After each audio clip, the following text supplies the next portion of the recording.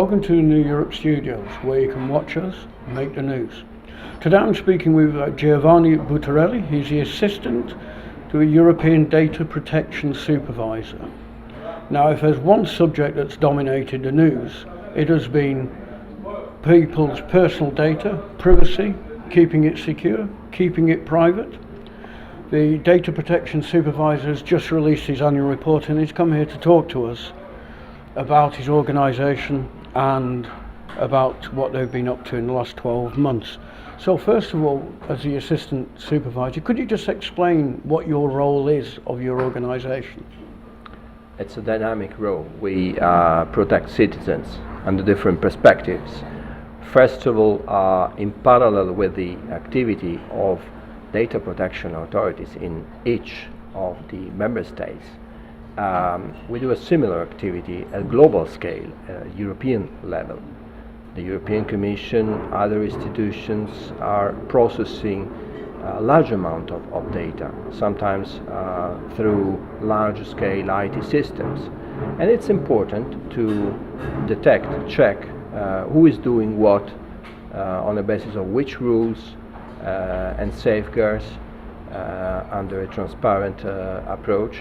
That's our mission, and in parallel we also advise the European legislator when they introduce new soft or more substantive rules which are affecting citizens in various areas: financial services, health data, protection of employees at the workplace, genetic information, biometrics, security, transplantation of organs, the functioning of websites, the use of mobile devices. I can list for other few minutes. I think what you said so far shows that electronic data has become such an enormous part of our lives that many citizens may only be vaguely aware of data or its importance, but it is a vital part of how governments and how European Union institutions operate as well, surely. We are very close to a crucial moment, an historical moment for data protection, which is not sectoral. It's a discipline affecting in depth all citizens, businesses, public institutions. It was said that data are the oil, the currency of the future.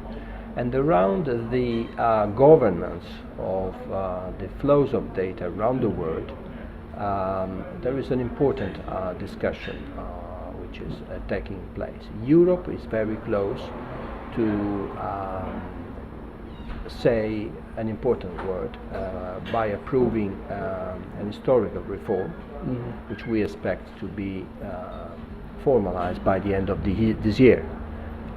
And then at the end of a transitional phase, it will replace the existing legislation. Citizens will find some changes soon. Okay. I mean, you're talking about this massive piece of reform that's being passed by Parliament now and is awaiting Council. Could you perhaps just explain to our viewers a little bit about what this reform package is? One of the big changes relates to the scope of application. We are now going to apply these rules around the world to everybody offering goods and services to residents in the EU or monitoring their behavior. So activities from big companies such as Google, Facebook, Yahoo, Microsoft, and others, just to list a first group, but this is relevant for any other sector, they will be subject to our rules. So it's important to see how transparency first will be introduced. The word of big data is a challenge for all. We are scrutinized every day with regard to the activities traced by our mobile phones, tablets, and these data are collected under a massive approach and they are creating our own profiles in hundreds of ways, sometimes in line with our real behavior, in other cases in a strange way. Citizens have the right to understand what's happening and exercise in a dynamic world their rights. And what rights specifically are you granting or hoping to see granted that are going to be new or stronger than before? First of all, it's important to translate into effective measures what is currently fragmented at member state level, a little bit formalized, some bureaucracy around. So we need to simplify, we need to consider the globalization of flows and to ensure that when accessing easily to a lot of services through mobile devices, we understand where our data we are providing will be used by whom and for which purposes.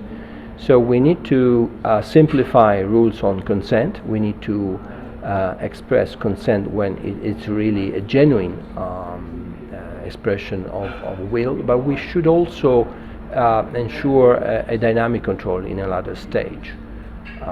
Just think to the right of oblivion, where wrong information are posted online. Just think to, the posting of data through social networks by young children, and then a few years later you are looking for a job and some pictures are collected by your employer. So that's something to be considered.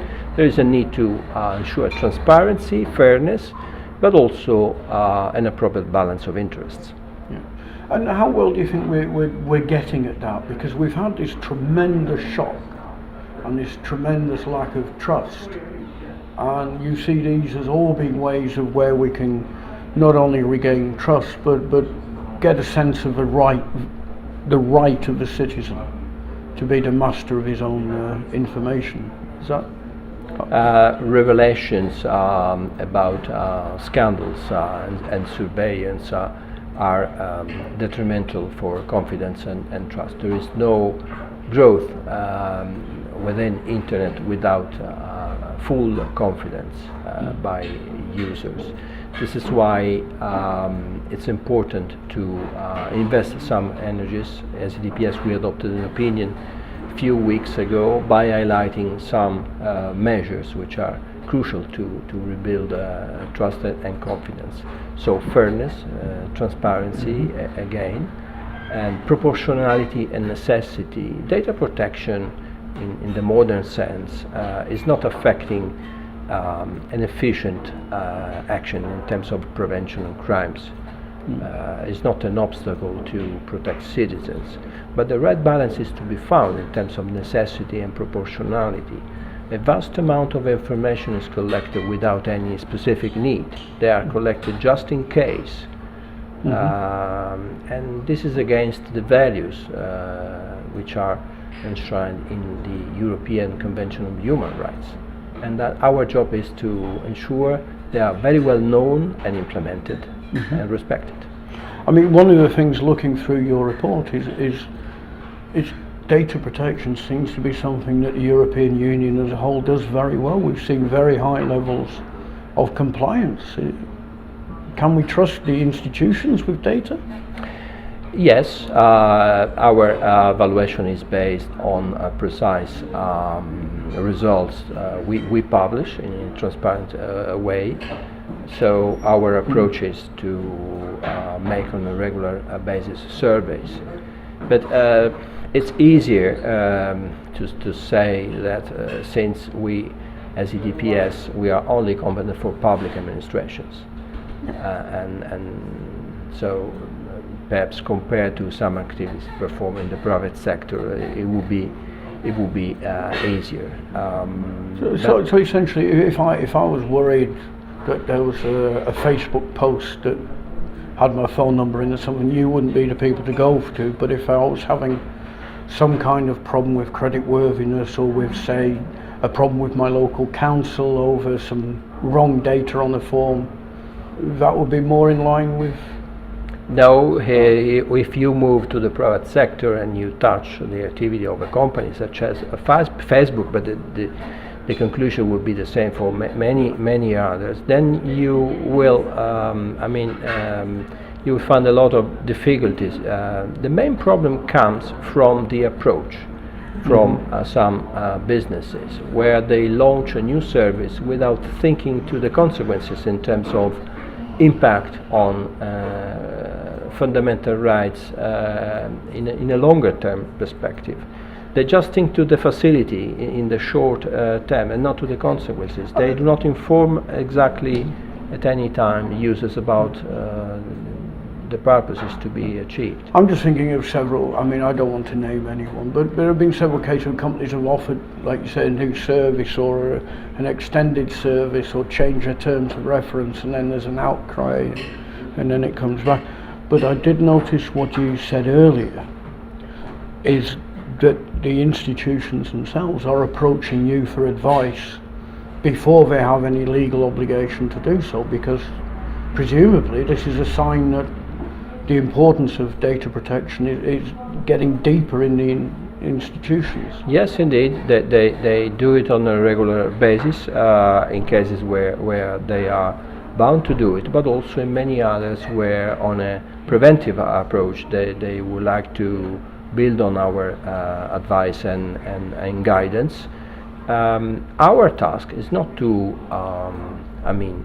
comply and to force them to comply. Our task is to monitor that they comply, and therefore we have different instruments, and as a reliable partner, a reasonable regulator, we try to ensure that they are accountable, that they allocate responsibilities, that they are transparent, and that they are available and capable to demonstrate that they comply, that they do it in a dynamic way, that they put data protection as part of the good administration.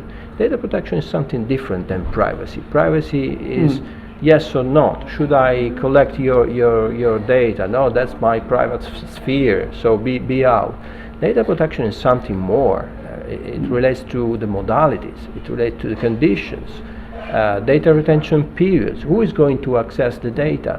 The simple fact that I have access on a pull or push approach, so I have by default access to everything, it's me fishing or it's you sending to me just what I need, is different because a lot of spy stories build on and are lawful access by authorized people where they use data for other information, and this is the issue of the future.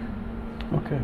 Well, it's clear to see that it's an issue today and the future, and you're monitoring it very carefully. It's a very interesting report, and I would recommend that people look into this a bit more.